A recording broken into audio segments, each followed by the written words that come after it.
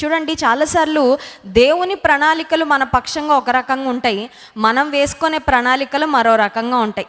చాలాసార్లు అసలు మనం ఆలోచన చేసేటప్పుడు, ప్లానింగ్ చేసుకునేటప్పుడు, ప్రణాళికలు వేసుకునేటప్పుడు అసలు నేను చేస్తున్న ఈ ప్రణాళిక దైవ చిత్తానుసారమేనా కాదా, నేను చేస్తున్న ఈ ప్రణాళిక దేవుడు అంగీకరిస్తాడా లేదా, దేవుడు ఆమోదిస్తాడా లేదా అని చాలాసార్లు ఆలోచించాం. నాకేది ఇష్టమో అది నేను కోరుకుంటాను, నాకేది ఇష్టమో అది జరగాలని ఆశిస్తాను, నా చిత్తానుసారంగా నేను ప్రణాళికలు వేసుకుంటానని మనం వేసుకుంటూ ఉంటాం. ఆదికాండం 11వ అధ్యాయంలో కూడా అప్పట్లో జీవించిన ప్రజలందరూ ఒక దగ్గరకు వచ్చి ఒక ప్లానింగ్ చేసుకున్నారంట.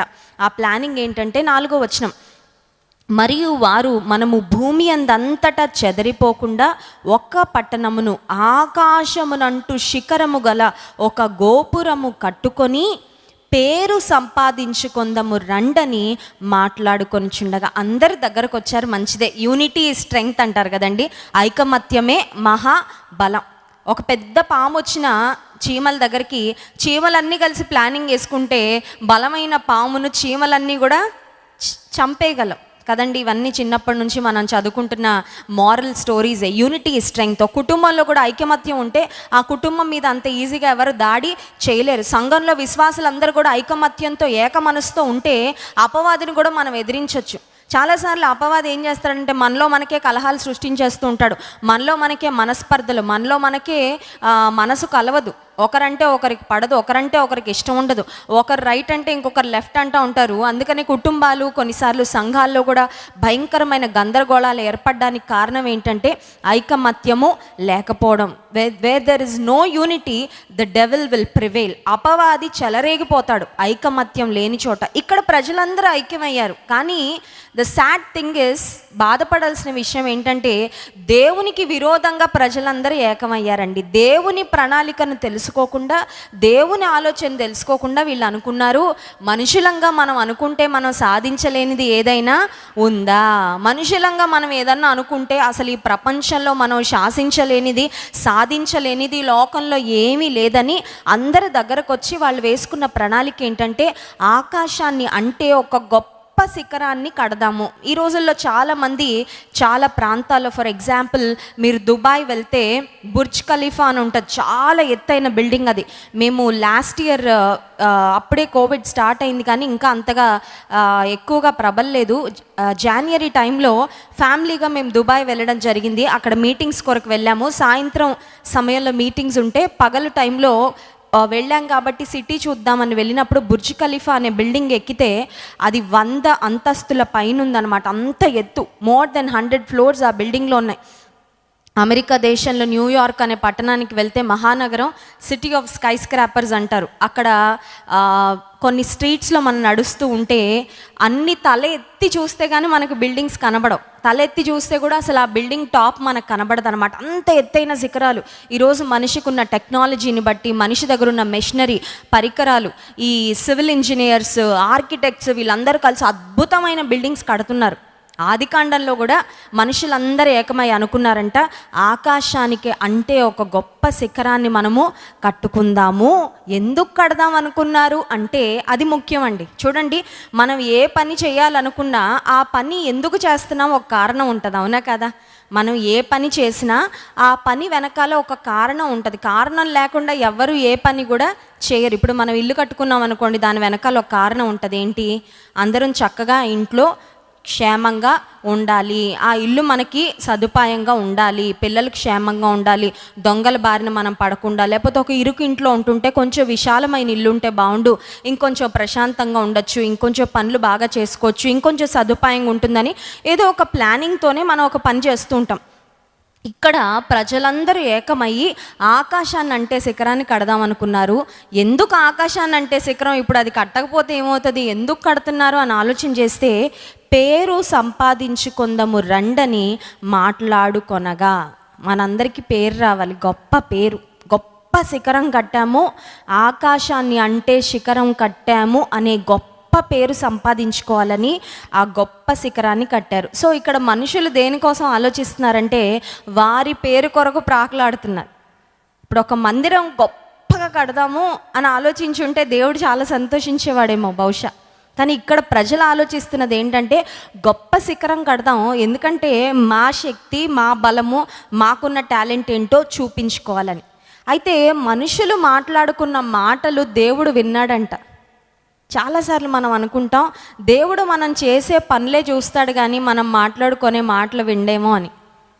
మనం కొన్నిసార్లు చూడండి, ఇతరులు ఎవరైనా మాట్లాడుకుంటూ ఉంటే కొంతమంది చెవులు ఇలా పెట్టుకొని వింటూ ఉంటారు, అమ్మో వాళ్ళు ఏం మాట్లాడేసుకుంటున్నారో అని.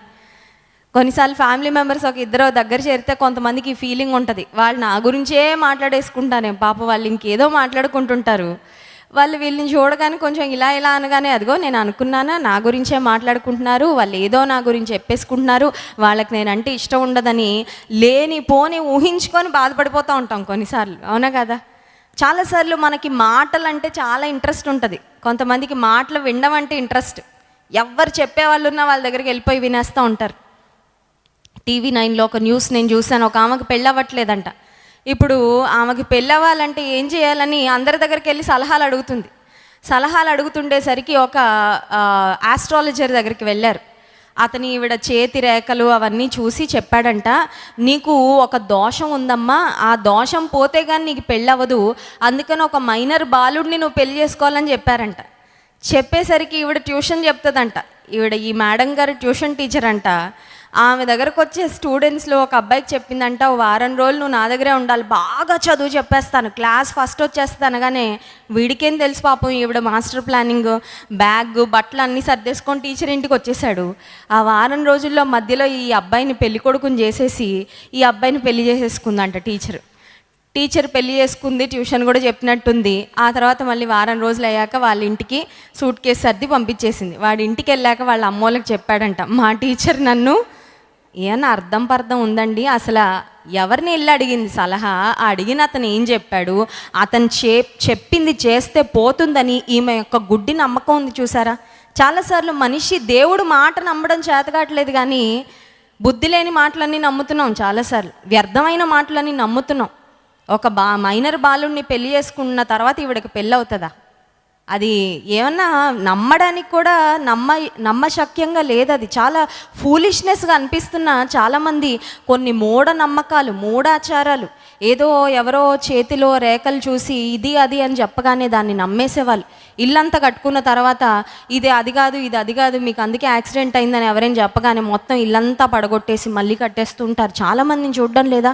రాజమండ్రి దగ్గరలో బిల్డింగ్ ఉందండి, చాలా పెద్ద బిల్డింగ్ అది, కానీ కొన్ని సంవత్సరాల నుండి స్లాబ్లన్నీ వేశారు కానీ గోడలు లేపట్లేదు. ఏంటి పరిస్థితి అంటే ఎవరో చెప్పారంట, ఒకవేళ ఆ బిల్డింగ్ మొత్తం కట్టేస్తే ఆ బిల్డింగ్ ఓనర్ చచ్చిపోతాడని. అందుకని పాపం అన్ని లక్షలు పెట్టి స్థలం కొని స్లాబ్లన్నీ వేసేసి ఆ బిల్డింగ్ మాత్రం కట్టకుండా వదిలేశారు. కారణం ఏంటంటే ఎవరో చెప్పిన ఏదో మాటను నమ్మి. నువ్వేం వింటున్నావో చాలా ముఖ్యం. వ్యర్థమైన మాటలు వినడం నువ్వు అలవాటు చేసుకుంటే నువ్వు విన్న మాటలు నీ జీవితాన్ని ఖచ్చితంగా ప్రభావితం చేస్తాయి. The words you here will definitely influence your life, will definitely influence your destiny. నీ జీవితంలో నువ్వు వినే మాటలు నీ బ్రతుకును, నీ ఆత్మీయ జీవితాన్ని కూడా ప్రభావితము చేస్తాయి. సో మనం ఏం వింటున్నామో చాలా జాగ్రత్తగా చూసుకోవాలి. ఏం మాట్లాడుతున్నామో ఇంకా అంతకంటే జాగ్రత్తగా చూసుకోవాలి. చాలాసార్లు అనుకుంటాం, నేను విన్న మాటలు దేవుడు వినడానికి అంత టైం ఉంటుందా అనుకుంటాం. దేవుని యొక్క శక్తి, దేవుని యొక్క బలము, దేవుని యొక్క సామర్థ్యాన్ని నిజంగా మనం అంచనా వేయలేమండి. ఇప్పుడు నేను ఒకేసారి 10 మంది మాట్లాడుతుంటే వినగలనా అండి? మనం ఎవరైనా వినగలవా? మహా అయితే 2 మాట్లాడితే వినగలమేమో. కొన్నిసార్లు ఈ మాటలు ఆ మాటలు కలిసిపోయి కన్ఫ్యూజ్ అయిపోతూ ఉంటాం, అవునా కదా? కొన్నిసార్లు ఎప్పుడైనా ప్రార్థన అవసరతల కొరకు నిలబడితే ఇటో సిస్టర్ చెప్పేస్తుంటారు, ఇటో సిస్టర్ చెప్పేస్తుంటారు. 2 వినాలని ట్రై చేసి ప్రార్థన చేసేటప్పుడు వీళ్ళ పేరు వీళ్ళకి, వీళ్ళ పేరు వీళ్ళకి కూడా కన్ఫ్యూజ్ అయిపోతాం కొన్నిసార్లు, అవునా కదా?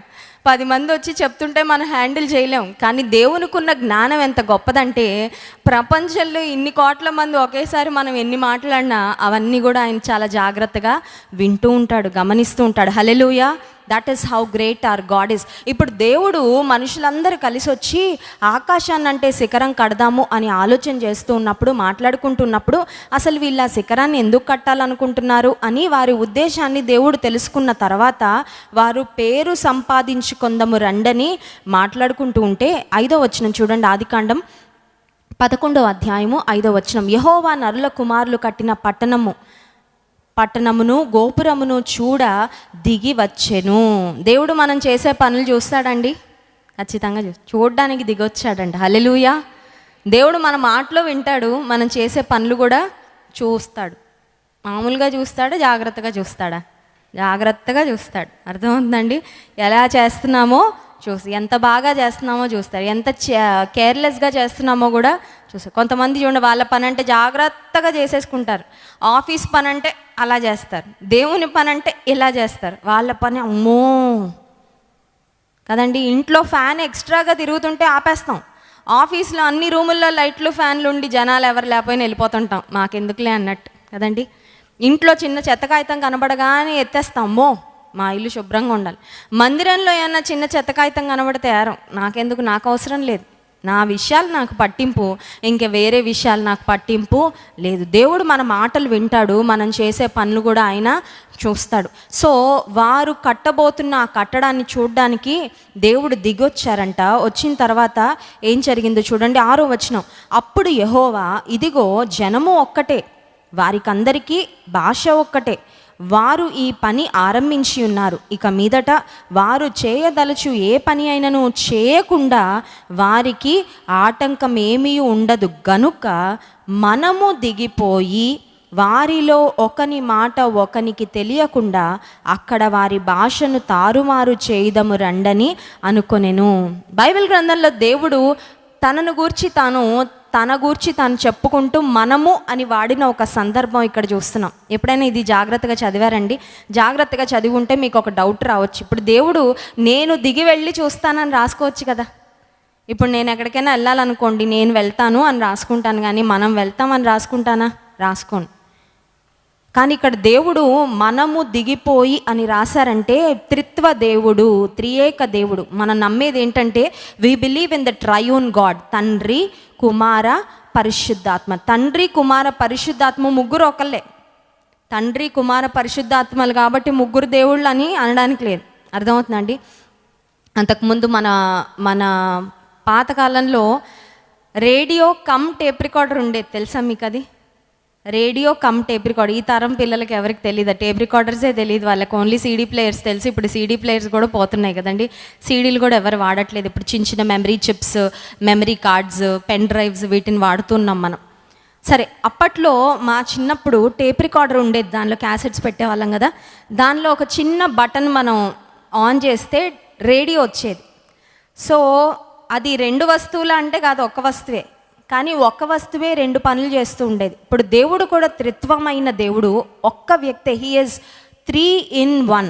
ఇప్పుడు ఎలా అయితే టేప్ రికార్డరు రేడియో కలిపి ఒక వస్తువుగా ఉందో, దేవుడు కూడా ఒక్క దేవుడే, కానీ ఆయన ముగ్గురు వ్యక్తులుగా ఉన్నాడు. హీ ఈజ్ 1, ఆయన ఒక్కడే, ఒక్క దేవుడే, కానీ ముగ్గురుగా ఆయన ఉన్నాడు అనే విషయాన్ని గుర్తించాలి. ఇప్పుడు దేవుడు అనుకున్న మాట ఏంటంటే మనము వెళ్దాము, వెళ్ళి మనుషులు చేస్తున్న ఈ పని చేయకుండా వారిని ఆటంకపరుద్దాము అని అనుకున్నాడు. దేవుడే గనక మనం చేసే ఏ పనినైనా ఆటంకపరిస్తే ఆ పనిలో మనం ముందుకు వెళ్ళగలమా? ఖచ్చితంగా. చూడండి, కొన్నిసార్లు మనం ఎక్కడైనా ఇల్లు కడుతున్నప్పుడు ఎవరైనా వచ్చి మనల్ని ఇబ్బంది పెడుతుంటే వాళ్ళకి ఎవరితో చెప్పించాలో వాళ్ళతో చెప్పిస్తే అడ్డు తొలగిపోద్ది, అవునా కదా? ఎవరైనా గవర్నమెంట్ ఆఫీస్లో వచ్చి బిల్డింగ్కి పర్మిషన్స్ లేవండి, ఇది ఎలా కడుతున్నారు అని ఎవరైనా మనల్ని వచ్చి అంటే పై అధికారుల దగ్గరికి వెళ్ళి, అయ్యా కొంచెం ఫోన్ చేసి పలానా వారు వచ్చి మా పనిని ఆపుతున్నారు, వారికి చెప్పండి అంటే వారు ఆ అడ్డు తొలగిస్తారేమో. ఇప్పుడు భూమి అంతటికీ రాజాదిరాజుగా దేవుడు ఉన్నాడు టాప్లో, ఆయనే మన పనిని ఏదైనా ఆపాలి అనుకుంటే ఇంకా అసలు ఆ పని ముందుకు వెళ్తుందండి? నో వే కదండి. దేవుడు ఒక పనిని ఆపాలనుకుంటే, ఆయన దాన్ని అడ్డు పెట్టాలనుకుంటే ఇంకా అడ్డును తీయగలిగిన వారు ఎవ్వరూ లేరు. ఇప్పుడు దేవుడు అనుకున్న ఆలోచన ఏంటి అని ఆలోచిస్తే 7వ వచనం, గనుక మనము దిగిపోయి వారిలో ఒకని మాట ఒకనికి తెలియకుండా అక్కడ వారి భాషను తారుమారు చేయదము రండి అనుకొనెను. సో దేవుడు వచ్చి మనుషుల భాషలు తారుమారు చేసేసాడు. అప్పటి వరకు అందరూ ఒకే భాష మాట్లాడుకునేవారు, ఇటుకలు దెమ్మంటే అది ఇటుకలు దెమ్మన్నట్టుగానే అర్థమయ్యేది. కానీ ఇప్పుడు దేవుడు భాషలు తారుమారు చేయగానే ఒక ఆయన తెలుగులో మాట్లాడుతున్నాడు, ఒక ఆయన ఇంగ్లీష్లో మాట్లాడుతున్నాడు, ఒక ఆయన గ్రీక్లో మాట్లాడుతున్నాడు, ఒక ఆయన స్పానిష్లో మాట్లాడుతున్నాడు, ఇంకొక ఆయన మలయాళంలో మాట్లాడుతున్నాడు, ఇంకొక ఆయన తమిళ్లో మాట్లాడుతున్నాడు. ఒకరి భాష ఒకరికి అర్థం అవట్లేదు. ఒకరి భాష ఒకరికి అర్థం కాకపోతే పని ముందుకు వెళ్తుందా, ఆగిపోద్దా? ఒకటి తెమ్మంటే ఒకటి తెస్తున్నారు, ఒకటి చేయమంటే ఇంకోటి చేస్తున్నారు, ఇక్కడ కట్టమంటే కూలగొడుతున్నారు. అంటే వారి మధ్యలో ఉన్న యూనిటీ పోయింది. వారు చేతితో కష్టపడి ఒక ఉన్నతమైన పని చేయాలనుకున్నారు, కానీ వారి చేతి పనిని మాత్రం దేవుడు గాడ్ డిడ్ నాట్ అప్రూవ్. 127వ కీర్తన మొదటి వచనాన్ని మనం చదివినట్లయితే 127వ కీర్తన మొదటి వచనం చూడండి. యెహోవా ఇల్లు కట్టించని ఎడల దాని కట్టువారి ప్రయాస వ్యర్థమే. యెహోవా పట్టణమును కాపాడని ఎడల దాని కావలి కాయువారు మేల్కొని ఉండుట వ్యర్థమే. దేవుడు కట్టాలనుకోకపోతే, దేవుడు నీ పనికి సహకరించకపోతే నువ్వెంత ప్రయాసపడినా ఆ ప్రయాస వ్యర్థమే. చాలామంది నాకు చెప్తూ ఉంటారు, చాలా కష్టపడి చదువుతున్నానక్క, 1 మార్క్లో ఉద్యోగం పోతుంది, 1 మార్క్లో క్వాలిఫై అవ్వలేకపోతున్నాను, 1 మార్క్లో మిస్ అవుతుంది జాబ్, లాస్ట్ రౌండ్ వరకు వెళ్తున్నాను కానీ అక్కడ నేను సఫలత చూడలేకపోతున్నాను. బహుశా ఇప్పటి వరకు నీ స్వంత శక్తి మీద, నీ జ్ఞానం మీద, నీ యొక్క హార్డ్ వర్క్ మీద నువ్వు నమ్మకం పెట్టుకొని కష్టపడ్డావేమో. ఇప్పుడు దేవుని కృప మీద ఆధారపడు. ప్రభువా, నా వంతు నేను చేయాల్సిన కృషి నేను చేస్తున్నాను, నా యొక్క కష్టం నేను పడతాను, కానీ నీవు నా జీవితాన్ని కట్టకపోతే, నీ చెయ్యి నాకు తోడుగా లేకపోతే, నీ సహాయము, నీ తోడ్పాటు నాకు లేకపోతే నేను చేసే ఏ ప్రయత్నం కూడా ఫలించదని నాకు బాగా అర్థమైంది. కొన్నిసార్లు మనం మన శక్తి మీద ఆధారపడినంతగా దేవుని మీద ఆధారపడి చదివితే మార్కులు వస్తాయి కానీ ప్రార్థన చేసుకుంటే వస్తాయా? చూడండి, కొంతమందికి ఇలాంటి ఫిలాసఫీలు ఉంటాయి. కొంతమందికి చదవరు కానీ ఓన్లీ ప్రార్థన చేసుకొని మార్కులు వచ్చేయాలంటారు, అది కూడా వర్కౌట్ అవ్వదు. అర్థమవుతుందండి? కొంతమంది ఏమీ చదవకుండా, అసలు ఏమీ చదవలేదక్క ఫస్ట్ ర్యాంక్ రావాలని ప్రార్థన చేయండి అంటే నేను అంటాను, వెళ్ళిపో అంటాను. ఎందుకంటే నువ్వు ఏం చదవకపోతే ఫస్ట్ ర్యాంక్ ఎలా వస్తుంది? కనీసం నీకు పాస్ అవ్వమని నేను ప్రార్థన చేయగలనేమో కానీ నీకు ఫస్ట్ ర్యాంక్ ఇవ్వమని మాత్రం నేను ప్రార్థన చేయలేను. కొంతమంది ఇలా ఉంటారు, అసలు ఏ ప్రయత్నం చేయకుండా అన్నీ, ఒక ఉద్యోగం మా ఇంటికి నడుచుకుంటూ రావాలక్కంటే ఎలా వస్తుందమ్మా? నువ్వు చేయాల్సిన ప్రయత్నం నువ్వు చేయాలి, నువ్వు పడాల్సిన కష్టం నువ్వు పడాలి.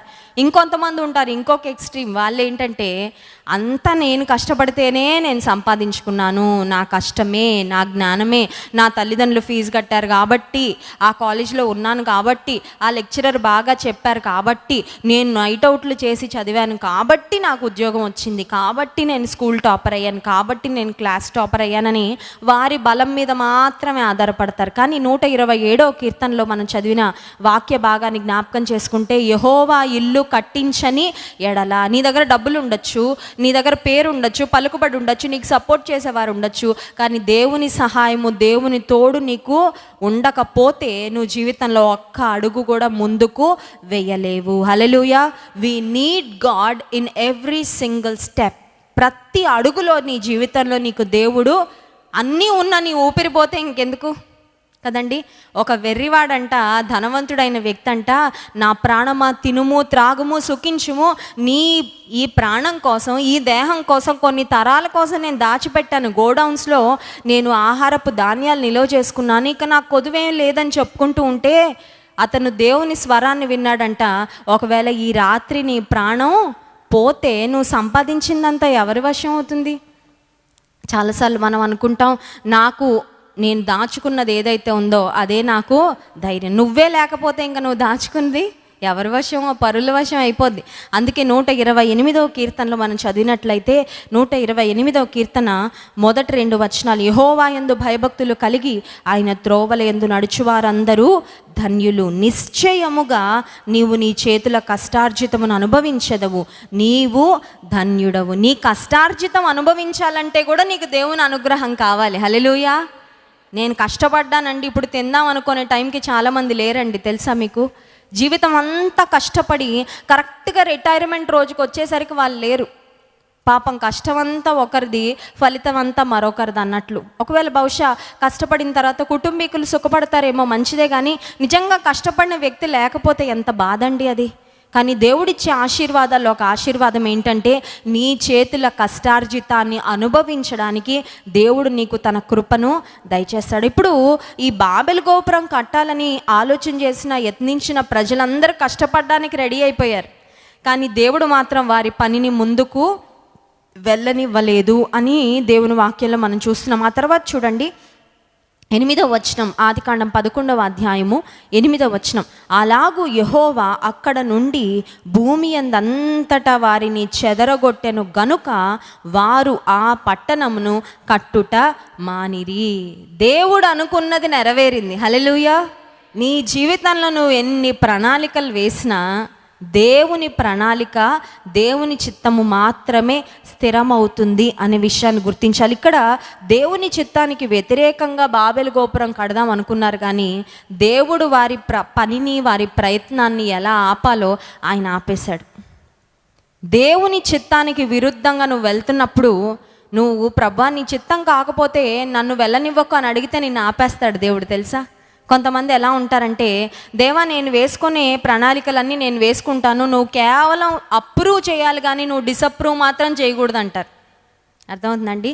నా ప్రణాళికలన్నీ నేను వేసుకుంటాను, నువ్వు దాన్ని అప్రూవ్ మాత్రమే చేయాలి, టిక్ మార్క్ కొట్టాలి, సంతకం పెట్టాలి, కానీ సంతకం పెట్టనంటే నేను ఊరుకోనని. మా నాన్నగారు పరిచయం ప్రారంభించిన తొలి దినాల్లో ఓ కుటుంబం తమ ఏకైక కుమార్తెకు పెళ్లి చేయాలని వారు ప్రార్థన చేస్తూ ఉన్నారు. మా నాన్నగారి దగ్గరకు వచ్చారు, పాస్టర్ గారు ఒక సంబంధం వచ్చిందండి మా అమ్మాయికి, చాలా అందగాడు అబ్బాయి, ఎత్తుగా ఉంటాడు, రంగు మంచి రంగు, మంచి గవర్నమెంట్ జాబ్, బోల్డ్ అంత ఆస్తుంది, మా అమ్మాయికి ఆ అబ్బాయిని ఇచ్చి పెళ్లి చేద్దాం అనుకుంటున్నానండి. ఆ ఇంట్లోకి మా అమ్మాయి వెళ్తే తన భవిష్యత్తు చాలా బాగుంటుంది అనుకుంటున్నాము అని అన్నారు. అనగానే మా నాన్నగారు అన్నారు, ప్రార్థన చేసి చెప్తాను, కొన్ని దినాలు ఆగండి అని చెప్పారు మా డాడీ. సరే పాస్టర్ గారు అని వారు వెళ్ళిపోయారు. వెళ్ళిపోయిన తర్వాత మా డాడీ ప్రార్థన చేస్తే, దేవుడు ఇది మంచి ఏర్పాటు కాదు, ఇది నా చిత్తం కాదు అని మా తండ్రికి దేవుడు చూపించారు. చూపించిన తర్వాత కొన్ని దినాల తర్వాత మళ్ళీ ఆ తల్లిదండ్రులు వచ్చారు, పాస్టర్ గారు ఏమంటారండి, ప్రార్థన చేశారా, దేవుడు ఏం చెప్పారు మీకంటే మా నాన్నగారు అన్నారు, ఇది దేవుని చిత్తము కాదు అని నేను గ్రహిస్తున్నానమ్మా, దయచేసి ఈ విషయంలో ముందుకు వెళ్ళొద్దు. అనగానే చాలా డిసప్పాయింట్ అయిపోయారండి తల్లిదండ్రులు. ఎందుకంటే అసలు చూడ్డానికి వంక పెట్టడానికి ఏ అవకాశం లేదు, అన్ని విధాలుగా సూపర్. బయట నుంచి ఎవరైనా చూస్తే అబ్బో ఇంత మంచి సంబంధమా అంటారు తప్ప అసలు ఇది వద్దు అని ఎవరు అనరు. అలాంటి పరిస్థితుల్లో పాస్టర్ గారు మా అందరికీ చాలా ఇష్టం అండి, మా అందరికీ చాలా సమ్మతి, మా అమ్మాయికి ఇష్టమే, మాకు ఇష్టమే, మేము ముందుకు వెళ్ళిపోవాలనుకుంటున్నాము అని అంటే మా నాన్నగారు అన్నారు, దేవుడు నాకు ఎస్ చెప్పలేదు, నేను మాత్రం ఎస్ చెప్పనన్నారు. అప్పుడు వాళ్ళు అన్నారు, పాస్టర్ గారు మీకు ఇష్టం లేకపోయినా మా ఇష్టాన్ని బట్టి మీరు సరే అనండి, మేము పెళ్లి చేసేస్తాం అన్నారు. మా నాన్నగారు అన్నారు, దేవుడైతే నాకు ఓకే అని చెప్పమనలేదమ్మా, కానీ మీరు అడుగుతున్నారు కాబట్టి మీరు ముందుకు వెళ్ళండి, రేపు పొద్దున ఏ నష్టం వచ్చినా ఏ కష్టం వచ్చినా మళ్ళీ దేవుణ్ణి నిందించొద్దు, మళ్ళీ దైవజనుడిగా నన్ను కూడా మీరు నిందించొద్దు అని చెప్తే వాళ్ళు వెళ్ళిపోయారండి. వెళ్ళిపోయిన తర్వాత పెళ్ళి చాలా అంగరంగ వైభవంగా జరిగింది. అమ్మాయి వెళ్ళిన రోజు నుంచి ఇప్పటికీ దాదాపు 25 సంవత్సరాలు అవుతుంది. ఈ రోజుకి భార్యాభర్తలకు మధ్యలో సఖ్యత లేదు. భర్త ఒక రూమ్లో పడుకుంటాడు, భార్య ఒక రూమ్లో పడుకుంటుంది. భయంకరమైన అక్రమ సంబంధాలు కలిగిన వ్యక్తి. ఇంట్లో ఒకవేళ అన్నం ఉంటుందేమో కానీ మనశ్శాంతి లేదు, ఆనందం లేదు. ఆ కుమార్తె ఒక్కరోజు కూడా తన జీవితంలో నవ్వలేదండి ఆ పెళ్ళైన తర్వాత. ఇప్పటికీ ఆ తల్లిదండ్రులు అంటారు, దైవజనుడు ఆ రోజు మీరు చెప్పిన మాట మేము వినుంటే మా కూతురు యొక్క బంగారు భవిష్యత్తు ఇలా పాడై ఉండేది కాదు. పై విషయాలు చూసి బాగుందనుకొని ముందుకు వెళ్ళిపోయామయ్యా, మేము ఇప్పటికీ చాలా రిగ్రెట్ అవుతున్నాం, కానీ చేయగలిగింది ఏమీ లేదు. ఎందుకు ఈ మాట చెప్తున్నానంటే చాలాసార్లు మనం ఏమనుకుంటామంటే, దేవా నా ఇష్టం ఇది, నా ఇష్టానికి నువ్వు ఒప్పుకోవాలి, నువ్వు ఒప్పుకోకపోతే నేను ఊరుకోను అంటాం. నువ్వు మొండి పట్టు పడితే దేవుడు సరే వెళ్ళంటాడు. కానీ దానివల్ల వచ్చే నష్టము కష్టము మనమే భరించాలి. కొన్నిసార్లు మన ఇష్టం అంతా చేసేసుకున్నాక ఒక కష్టం వచ్చాక దేవా నన్ను ఆపచ్చుగా అంటాం. దేవుడు ఎవరిని చేతులు కాళ్ళు కట్టేయడండి, తెలుసా? దేవుడు ఎవరిని కూడా బలవంతంగా ఆయన మాటకు విధేయత చూపించమని ఎప్పుడు దేవుడు ఎవరిని బలవంతము చేయడు. బాబెలు గోపురాన్ని కట్టాలి అని ప్రయత్నం చేసిన ఈ వ్యక్తుల యొక్క పనిని దేవుడు ఆపేశాడు. ఇంకొక ప్రాముఖ్యమైన విషయం ఏంటంటే, దేవుడు చిత్తానికి వ్యతిరేకంగా నువ్వు వెళ్తే నీకు నష్టం. కొన్నిసార్లు నువ్వు ప్రార్థన చేసుకొని దేవుని చిత్తానికి అప్పగించుకుంటే దేవుని చిత్తం కాని మార్గంలో వెళ్తున్నప్పుడు నీకు దేవుడే అడ్డుపడతాడు, అది నీకు మంచిది. హల్లెలూయా. సో దేవుని చిత్తం కాకుండా ఆయన చిత్తానికి వ్యతిరేక దశలో మనం వెళ్తున్నప్పుడు మన పనిని మన మార్గాన్ని ఎలా ఆపాలో ఆయనకు తెలుసు. ఇంకోటి ఏంటంటే దేవుని చిత్తంలో నువ్వు వెళ్తున్నప్పుడు నీకు ఆటంకాలు వచ్చిన ఆటంకాలను అడ్డుబండల్ని ఎలా పక్కకు తీయాలో కూడా ఆయనకు తెలుసు. హల్లెలూయా. అర్థమవుతుందండి మీకు? నీవు దేవుని చిత్తం కాని మార్గంలో వెళ్తుంటే నిన్ను ఎలా ఆపాలో దేవునికి తెలుసు. నిన్ను ఎలా ఆపాలో నువ్వు ఆయనకి ఏం ఐడియాలు ఇవ్వక్కర్లేదు. నిన్ను ఎలా ఆపాలో ఆయన ఆపుతాడు. ప్రభా నీ చిత్తం నాకు కావాలని అడిగితే దేవుని చిత్తం కానీ రూట్లో నువ్వు వెళ్తుంటే నీ రూట్ మారుస్తాడు ఆయనే. అట్ ద సేమ్ టైం కొన్నిసార్లు దేవుని చిత్తంలో నువ్వు వెళ్తున్నా నీకు కొన్ని అడ్డులు వస్తూ ఉంటాయి. అది వ్యక్తులు అవ్వచ్చు, పరిస్థితులు అవ్వచ్చు, ఆర్థిక ఇబ్బందులు అవ్వచ్చు, ఏమన్నా అవ్వచ్చు.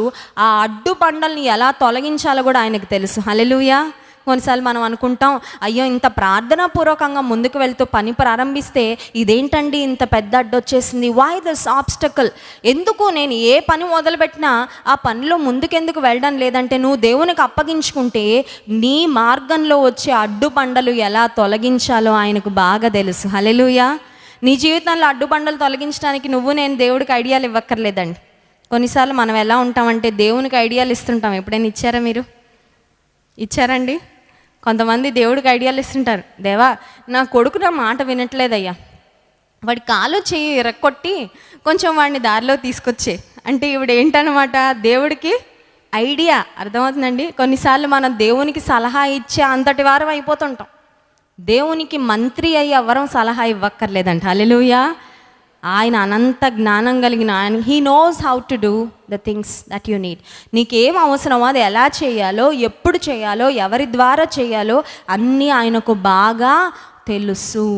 ఇక్కడ బాబెలు గోపురాన్ని కట్టడాన్ని దేవుడు ఆపాలనుకున్నాడు. ఆయన ఎలా అయినా ఆపాడు. ప్రజలు ఆ పట్టణమును కట్టుట మానిరి అనే మాట చూస్తున్నాం. 9వ వచనం, దానికి బాబెలు అను పేరు పెట్టిరి, ఎందుకనగా అక్కడ యెహోవా భూజనులందరి భాషను తారుమారు చేసిన. ఆ గోపురానికి పాపం ఏదో మంచి పేరు సెలెక్ట్ చేసుకొనే ఉండుంటారు కదండి. కొన్నిసార్లు మనం ఇల్లు కట్టేటప్పుడు ఇంటికి పేరు పెట్టుకోవాలనుకుంటాం. షాపు మనం ఓపెన్ చేసుకునేటప్పుడు ఓ మంచి పేరు పెట్టుకోవాలనుకుంటాం. ఆకాశాన్ని అంటే శిఖరం కడదాం అనుకున్నారంటే దానికి ఎంత అద్భుతమైన పేరు పెట్టాలనుకొని ఉంటారు కదండి. కొన్నిసార్లు పిల్లలు గర్భంలో పడగానే అమ్మ నాన్న ప్లానింగ్ చేసేసుకుంటూ ఉంటారు. అబ్బాయి పుడితే ఏం పేరు పెట్టాలి, అమ్మాయి పుడితే ఏం పేరు పెట్టాలి. కొంతమంది దైవజనులకు ఇచ్చేస్తుంటారు ఆ చాయిస్. దైవజనుడు ప్రార్థన చేసి పెట్టండి మీరు మా బిడ్డకు మంచి పేరని. ఇప్పుడు ఈ బాబెలు గోపురం కట్టడానికి ప్లానింగ్ వేసినప్పుడే మంచి పేరు సెలెక్ట్ చేసుకొని ఉంటారు, కానీ అసలు ఆ కట్టడం పూర్తి అవ్వలేదు. వాళ్ళు అనుకున్న పేరు కూడా పెట్టలేకపోయారు.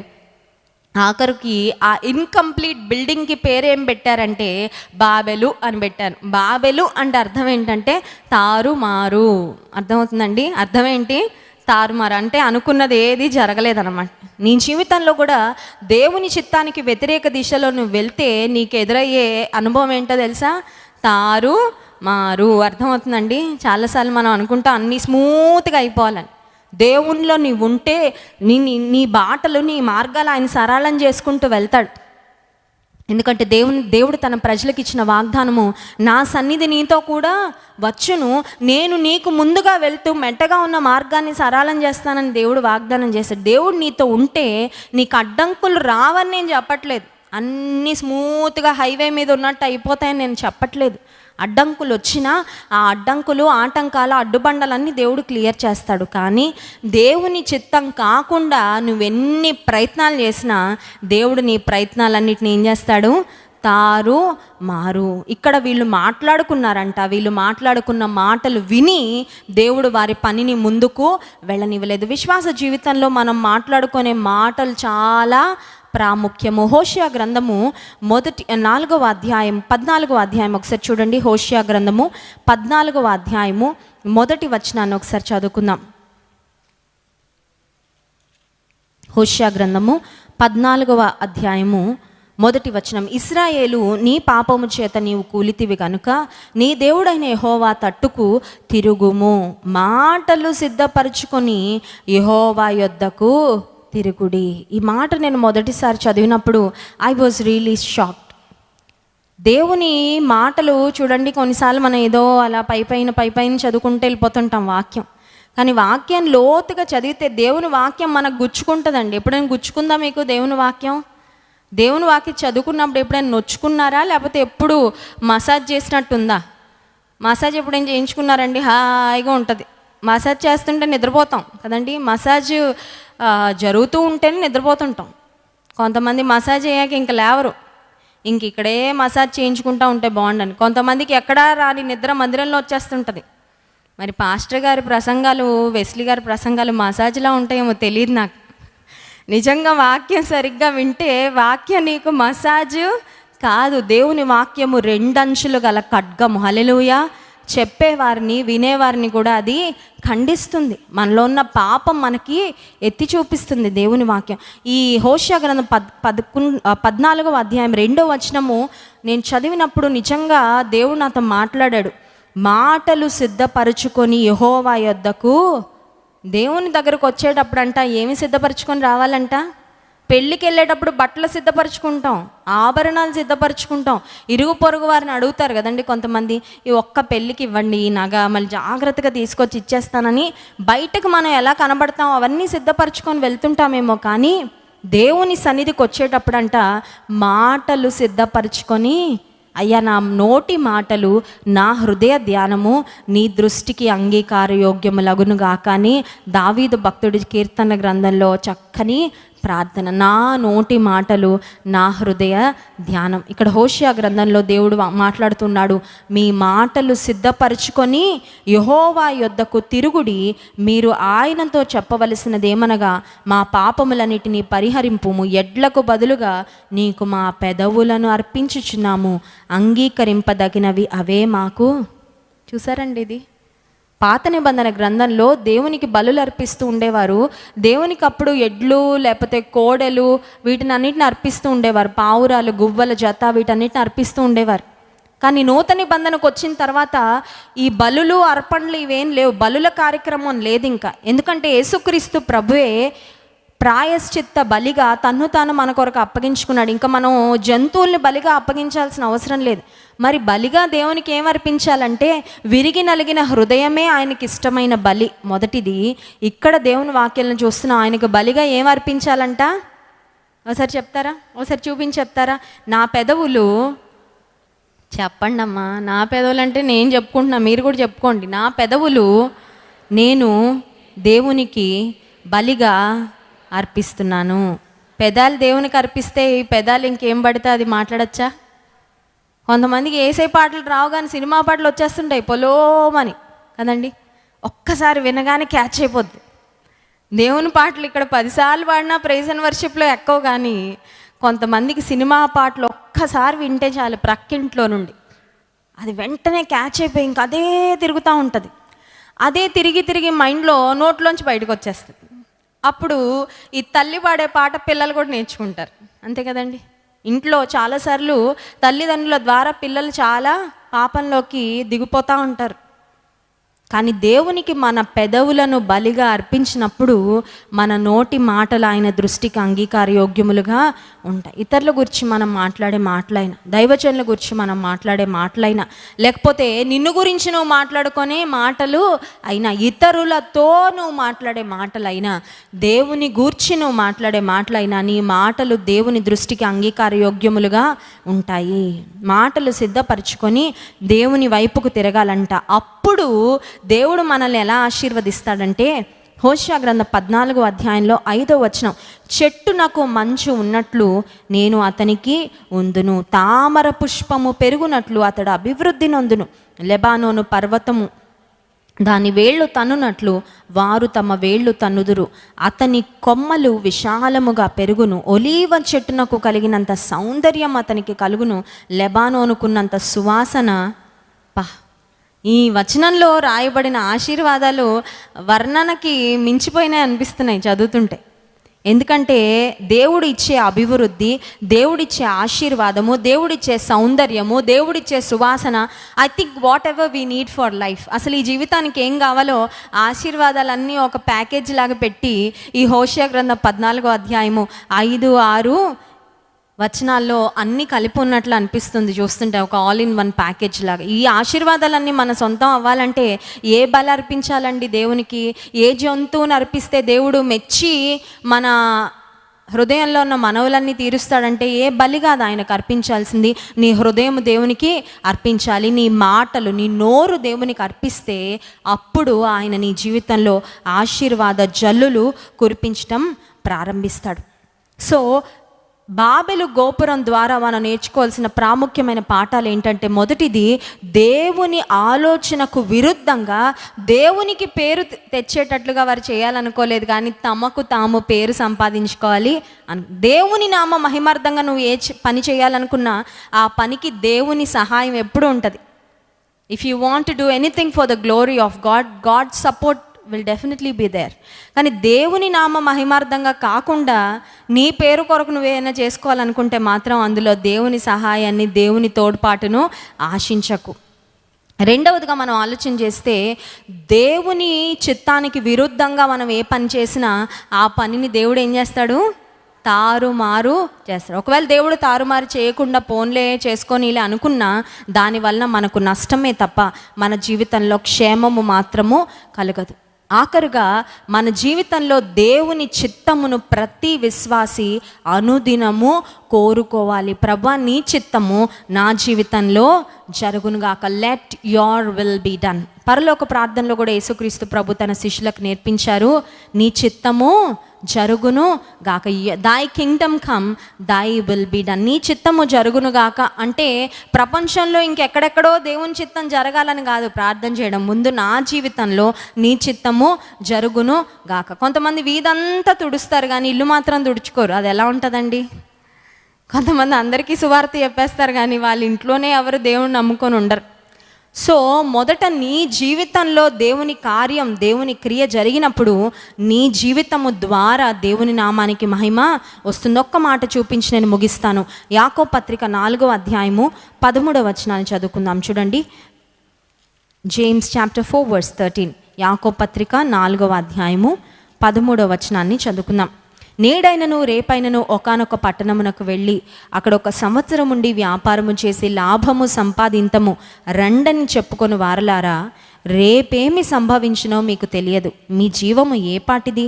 మీరు కొంతసేపు కనబడి అంతలో మాయమైపోవు ఆవిరి వంటి వారే. కనుక ఈ విషయం, ఈ మాట అండర్లైన్ చేసుకోండి. 15వ వచనం, ప్రభువు చిత్తమైతే మనము బ్రతికి ఉండి ఇది అది చేతుమని చెప్పుకొనవలెను. ఏమని చెప్పుకోవాలంట? ప్రభువు చిత్తము అయితే. నువ్వు మాట్లాడే మాటల్లో అసలు ఈ మాట ఎప్పుడైనా వచ్చిందా? ప్రభువు చిత్తము అయితే ఇది అది చేస్తామని చెప్పుకోవాలంటే. ఎందుకంటే రేపేమి సంభవించినో మనకు కొన్నిసార్లు మనం 10 సంవత్సరాలకు ప్లానింగ్ చేసేసుకుంటాం, అసలు 10 రోజుల వరకు నువ్వు ఉంటావో లేదో కూడా తెలియదు, అవునా కదా? ఏదో ఈ ప్రపంచంలో ఎప్పటికీ సిలేసుకొని ఉండిపోయేలాగా మనం ప్రణాళికలు వేసుకుని మంచిదే. ఇక భవిష్యత్తు గురించి ఏ ప్రణాళికలు వేసుకోకుండా ఈరోజు తిండి వాళ్ళు తినేసి ఇవాళ డబ్బులు ఇవాళ ఖర్చు పెట్టేసుకొని రేపటి సంగతి తర్వాత చూసుకుందామని అంత ఇర్రెస్పాన్సిబుల్గా ఉండాలని కాదు, కానీ భవిష్యత్తు గురించి ప్రణాళికలు వేసుకో. కానీ ఒకటి గుర్తుపెట్టుకో, దేవుని చిత్తము అయితే. నేను ఎన్నైనా వేసుకోవచ్చు ప్రణాళికలు, కానీ నాకు కావాల్సింది దేవుని చిత్తం. ఇది దేవుని చిత్తం అయితే, ప్రభా ఇలా నేను ప్రణాళికలు వేసుకుంటున్నాను, నీ చిత్తానుసారంగా నన్ను నువ్వు నడిపించు. దేవుని చిత్తం, ప్రభు చిత్తం అయితే మనము బ్రతికి ఉండి ఇది అది చేతుమని చెప్పుకొనవలెను. ఒకవేళ ఇప్పటి వరకు నీ ప్రార్థనల్లో నీ చిత్తము అని చేసావో లేదో నాకు తెలియదు. కొంతమందికి నీ చిత్తం ప్రవ్వ అని అనాలంటే ఎంత భయమో. అమ్మో, నీ చిత్తం అని ఆయనకు అప్పగిస్తే ఆయన ఏం చేసేస్తాడో. ఏం చేస్తాడండి? ఆయన నీకేమైనా శత్రువా? దేవుడు నీకేమైనా శత్రువా? లేకపోతే దేవుడు నిన్నేమైనా బాధ పెట్టాలనుకునే ఒక శాడిస్ట్ అనుకుంటున్నావా? ప్రేమ కలిగిన దేవుడు ఆయన, పరలోకపు తండ్రి ఆయన, నీ అవసరతలు తీర్చేవాడు ఆయన, నీ భవిష్యత్తుకి ఏది మంచిదో అన్నీ ఎరిగినవాడు ఆయన. ఆయన చిత్తానికి అప్పగించుకోవడానికి ఎందుకంత టెన్షను? ఆయన చిత్తానికి అప్పగించుకోవడానికి ఎందుకంత హెసిటేషను? కొన్నిసార్లు చూడండి, వివాహ విషయంలో ఎవరినో ప్రేమించేస్తాడు ఈ కుర్రోడు. నీ చిత్తం అయ్యా అనాలంటే భయం. ఎందుకంటే నీ చిత్తం అయ్యా అంటే ఆ పిల్ల వద్దా అన్నాడు అనుకో దేవుడు, అమ్మో ఇప్పుడు నా హృదయంలో పెద్ద విగ్రహంగా ఉంది ఆ అమ్మాయి, ఇప్పుడు ఆ అమ్మాయిని పక్క తీయాలంటే నా వల్ల కాదు. సిమెంట్ వేసి మరి ప్లాస్టరింగ్ చేస్తాను ఆ అమ్మాయిని, హృదయంలో శిలగా నిలబెట్టేశాను. ఇంకెక్కడ అర్థమవుతుందండి? కొన్నిసార్లు మన ఇష్టం మనకి దేవుని కంటే ఎక్కువైపోయినప్పుడు దేవుని చిత్తానికి అప్పగించుకోవడానికి మనకు మనసు రాదు. కానీ దేవుని చిత్తానికి సంపూర్ణంగా నువ్వు అప్పగించుకోగలిగితే విశ్వాస జీవితంలో నీవు నిజమైన ఆశీర్వాదాన్ని చూస్తావు. దేవుని చిత్తానికి అప్పగించుకొని నీ జీవిత ప్రయాణాన్ని నువ్వు కొనసాగించినప్పుడు దేవుని మహిమను, దేవుని ప్రభావమును, ఆయన కార్యాలను స్పష్టంగా నీ జీవితంలో చూస్తాం. కనుక బాబెలు గోపురం కట్టిన వారి వలె కాకుండా ప్రభు చిత్తానికి మనల్ని మనం అప్పగించుకొని ముందుకు వెళ్ళినట్లుగా దేవుడు మనకు తన కృపను, సహాయం అనుగ్రహించును గాక. ఆమెన్. కళ్ళు మూసుకోండి, ప్రార్థన చేసుకుందాం. ఉదయకాల సమయంలో దేవుడు తన వాక్యం ద్వారా మనతో మాట్లాడాడు. ప్రియమైన సహోదరి, నీ జీవితంలో నీ ఆలోచనలు, నీ ప్రణాళికలు దేవుని చిత్తానుసారంగా ఉన్నాయా, లేక నీ ఇష్టానుసారంగా ముందుకు వెళ్తున్నావా? దేవుని చిత్తానికి నువ్వు ప్రాధాన్యత ఇవ్వాలని ఆశిస్తున్నావా, లేక నీ స్వంత ప్రణాళికలకు, నీ స్వంత ఇష్టాలు నెరవేర్చుకోవాలని ఆశిస్తున్నావా? నీ ఇష్టము నిన్ను కష్టానికి నడిపిస్తుంది, కానీ దేవుని చిత్తం మాత్రం శ్రేష్టమైన కృపలు నీకు అందిస్తుంది, శ్రేష్టమైన ఆశీర్వాదాలు నీ జీవితానికి అనుగ్రహిస్తుంది. కనుక ఉదయకాల సమయంలో అడుగుదాం, ప్రభా నీ చిత్తము, నీ చిత్తానికి అప్పగించుకుంటున్నానయ్యా. పరిశుద్ధ ప్రేమ కలిగిన మా తండ్రి, నీకు స్తోత్రమయ్యా. మా కొరకు మిమ్మల్ని మీరు బలిగా అర్పించుకున్నావు ప్రభా. నీ ప్రాణాన్ని మా కొరకు అర్పించావు, నీ స్వంత కుమారుని మా కొరకు అర్పించావు ప్రభా. ఏది మాకు ఇవ్వడానికి నువ్వు వెనుతీయలేదయ్యా. ఎంత గొప్ప ప్రేమ ప్రభా నీది. నీ ప్రేమను స్మరించుకుంటూ నీకు స్తుతులు చెల్లిస్తున్నాం ప్రభా. నీవు బదులుగా కోరుతున్నది మా హృదయము, మా జీవితము నీకు అంగీకారయోగ్యముగా ఉండినట్లుగా ప్రభా మమ్మల్ని పరిశుద్ధపరచండి అయ్యా. మమ్మల్ని కడగండి ప్రభా, నీ స్వారూప్యతలోనికి మార్చండి. ఉపవాస ప్రార్థనలో పాల్పొందుతున్న ప్రతి ఒక్కరిని నీవే ఆశీర్వదించండి. దైవికమైన స్పర్శ మాకు కావాలి ప్రభా. నీ కృప మాకు కావాలి, నీ దీవెన మాకు కావాలి, నీ సన్నిధి మాకు కావాలి, నీ తోడు మాకు కావాలి, నీ సహాయం మాకు కావాలి, నీ శక్తి మాకు కావాలి, నీ స్వస్థత మాకు కావాలయ్యా. ఆశగల ప్రాణాన్ని తృప్తిపరిచే దేవుడు, మా ఆశలు, మా ప్రార్థనలు నీవు అంగీకరించి ప్రభా. మీ దాసుని వాక్యం అందించబోతుండగా మా అందరితో మాట్లాడండి. నీ వాక్యంలో మమ్మల్ని స్థిరపరచండి. ఘనత, మహిమ, ప్రభావం మీకే చెల్లిస్తూ ఈ స్తుతి, ఆరాధన, ప్రార్థన యేసు నామమున మీకే సమర్పిస్తున్నాము తండ్రి. ఆమేన్.